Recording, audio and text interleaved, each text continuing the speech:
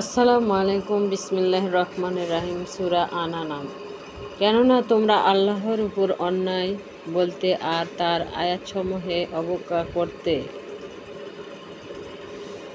আমার কাছে নিঃসঙ্গ। আসলে যেমন প্রথমে আমি তোমাদের সৃষ্টি করেছি, যা দিয়েছি তা তোমরা পিছনে রেখে আসলে, আর আমি তো তোমাদের সুপারিশকারীদেরকে সঙ্গে দেখেছি না, যাদেরকে শরীক মনে করতে।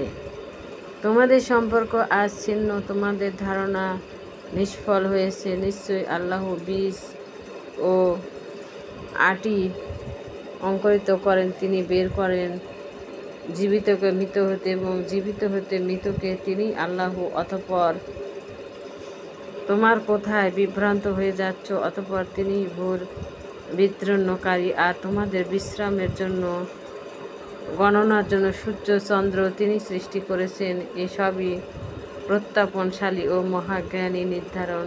আর অবশ্যই তিনি তোমাদের জন্য তারকারাজি সৃষ্টি করেছেন, যেন জল স্থলের অন্ধকারে পথের দিশা পাওয়া। নিশ্চয়ই আমি জ্ঞানীদের জন্য প্রমাণসমূহ বিশুদ্ধভাবে বর্ণনা করি। তিনি এক ব্যক্তি হতে তোমাদের সৃষ্টি করে দীর্ঘ স্বল্পমেয়াদী আবাস দিয়েছেন। নিশ্চয়ই আমি তো বিশুদ্ধভাবে বর্ণনা করি জ্ঞানীদের জন্য প্রমাণসহ।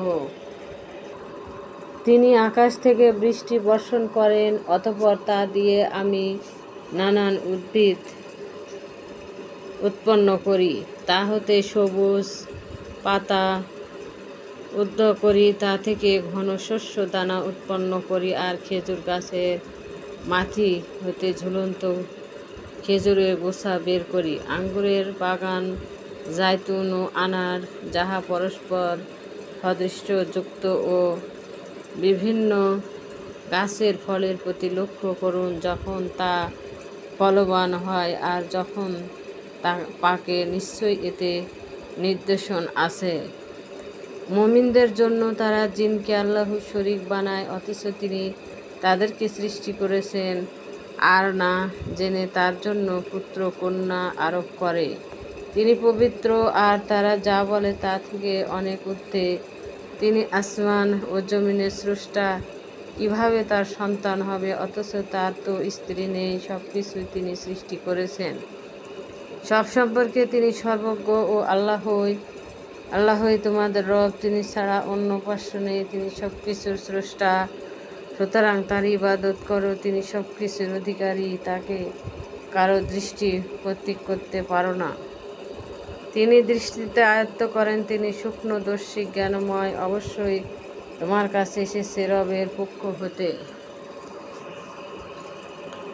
জ্ঞান চক্ষু, সুতরাং যে দেখে কল্যাণ তারই, অন্ধ সাজলে তারই ক্ষতি। আর আমি পর্যবেক্ষণ নয় এভাবে আয়াত বর্ণনা করি, যেন তারা না বলে তুমি তো পড়ে নিয়েছ, আর যেন আমি জ্ঞানীদের জন্য তা বিব্রত করি।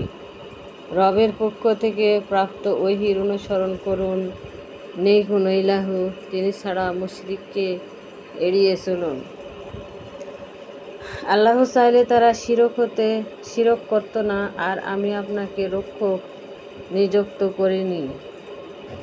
আপনি তাদের অভিভাবক নন, তোমরা তাদেরকে গালি দিও না আল্লাহকে ছাড়া যাকে ডাকে, কেননা তারা শত্রু, তা বশত না জেনে আল্লাহকে গালি দিবে। এভাবে প্রত্যেক জাতির নিকট সুপারিশ করেছি, তাদের কার্যাদি পরে রবের নিকট প্রত্যাবর্তন করতে হবে।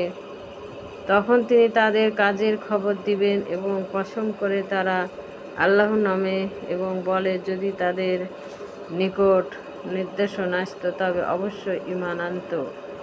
আপনি তাদের বলুন, নিশ্চয়ই নির্দেশন তো আল্লাহর কাছে, তোমাদের তো বোধ নেই যে নির্দেশন আসলেও এরা বিশ্বাস আনবে না, আর আমি উল্টিয়ে দিব না তাদের মন ও দৃষ্টি।